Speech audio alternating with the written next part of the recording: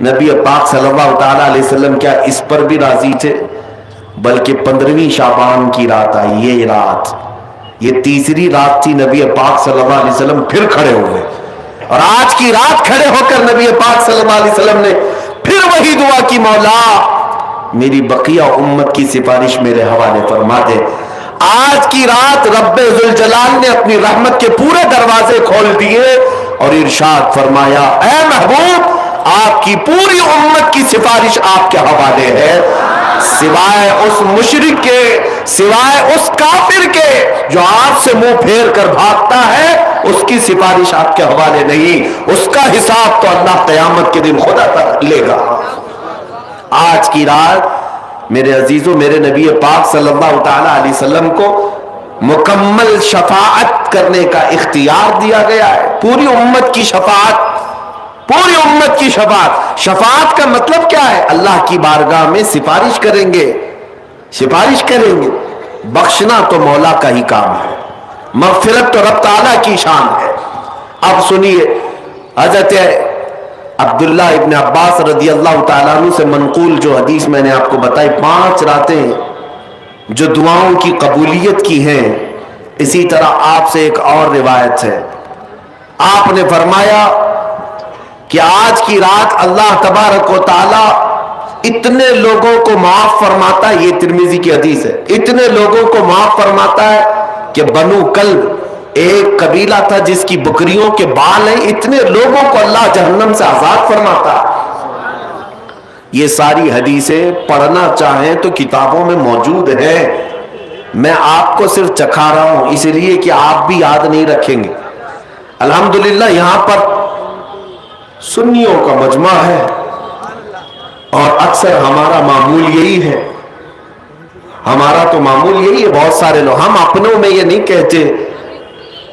کہ جو لوگ یہ کہتے ہیں میلاد کہاں سے ثابت ہے، شب برات کہاں سے ثابت ہے، شب قدر کہاں سے ثابت ہے، تو ہم تو صرف پہلے لفظوں میں صرف اتنا ہی کہتے ہیں، یہ تو صرف سنیوں کی قسمت سے ثابت ہے، یہ ہماری قسمت میں لکھا ہوا ہے، یہ ہماری قسمت میں لکھا ہوا ہے کہ اللہ تبارک و تعالیٰ یہ موقع عطا فرماتا ہے گاہے بگاہے اور بندے اس کو یاد کر لیتے ہیں۔ عزیزان گرامی اوقات، اور ایک حدیث، کیا قبرستان جانا چاہیے نہیں جانا چاہیے، اس پر بھی بڑے اعتراضات ہیں۔ خزانۃ الروایات بحوالہ فتاوی رضویہ شریف اعلیٰ حضرت نے بھی نقل فرمایا کہ آج کی رات روحیں تمہارے گھروں میں آتی ہیں، قبروں پر جتنے بھی آرام کر رہے ہیں ان کی روحیں تمہارے گھروں پر آتی ہیں، اور جو گھر میں ذکر و اذکار ہو، عبادات ہو اور انہیں اصال کیا جاتا ہے، وہ لے کر قبرستان واپس جاتی ہیں اور اپنے پڑوس میں فخر کرتی ہیں کہ میرے گھر والوں نے مجھے یہ دیا، میرے گھر والوں نے مجھے یہ تحفے دیے۔ آج کی رات روحوں کے عید کی بھی رات ہے، لیکن وہ روحیں جن کے گھر والے انہیں کچھ نہیں دیتے، واپس قبرستان جاتے ہوئے یہ کہتے ہوئے جاتی ہیں اللہ تمہارا اس سے بھی برا حال کرے۔ وہ انہی لوگوں کو کوس کر جاتی ہوں گی جو دلیل بار بار پوچھتے رہتے ہیں۔ الحمدللہ ہر سنی 2 رکعت نفل تو آج پڑھتا ہی ہے،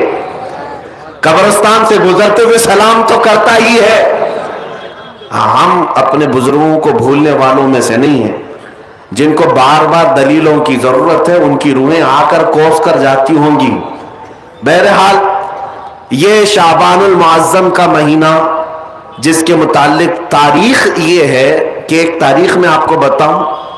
اس مہینے کی ایک اور تاریخ ہے کہ سیدنا موسیٰ علیہ الصلوۃ والتسلیم کو نبوت اس مہینے میں ملی، حضرت ابراہیم خلیل اللہ کو اللہ نے نور معرفت اس مہینے میں دیا۔ اس سے بڑی چیز یہ ہے نبی پاک صلی اللہ تعالی علیہ وسلم اسی مہینے میں مکہ والوں کے مطالبے کی وجہ سے اپنا اشارہ چاند کی طرف کر کے 2 ٹکڑوں میں تبدیل فرمایا تھا۔